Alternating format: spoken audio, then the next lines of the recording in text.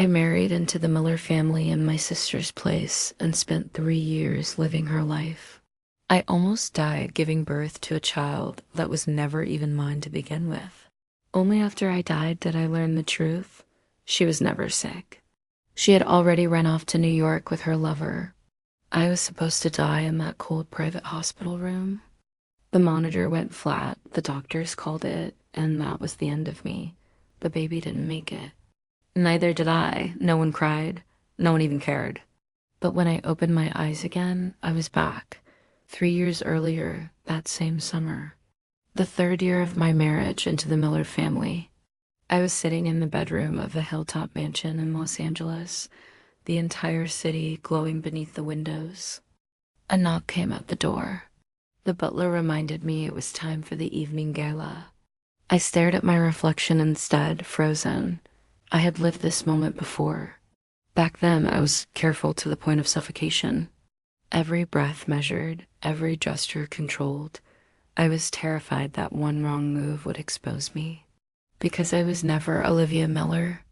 I'm Emily Carter, the unwanted daughter from a forgotten town in the Midwest.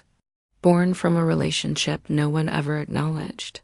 I grew up in a crumbling house where no one cared how I did in school, or whether I lived or died, until the year I turned 18 when my mother suddenly brought me back to Los Angeles. I thought it meant I finally mattered. I was wrong. I was just useful. They told me Olivia was seriously ill and couldn't appear in public. The marriage alliance with the Millers couldn't be canceled, so I had to take her place. They hired the strictest tutors. I memorized everything, her habits, her handwriting, the way she spoke, even the smallest expressions. They rebuilt me from the ground up. I practiced her smile until my face went numb. I practiced her walk until every step matched. Even the pauses in her speech had to be perfect. They told me it was temporary. Just hold on for a while. When Olivia recovered, everything would go back to normal. I'd be compensated and free to leave. I believed them. So I became her. I married into the Miller family and took my place as Mrs. Miller. No one questioned it. I was flawless. Even her husband, cold, distant, impossible to read, never noticed. I lived in that mansion like it was a gilded cage. Every day felt like walking on a blade. One mistake and everything would collapse. Then, in the third year of that marriage, I got pregnant. For the first time, I thought I had something that truly belonged to me. I was wrong again. The night of the delivery, I lay on the operating table, pain tearing through me until I could barely stay conscious. No one held my hand. No one cared if I lived or died. I held on anyway. I just wanted to bring that child into the world. But in the end, the baby died, and so did I.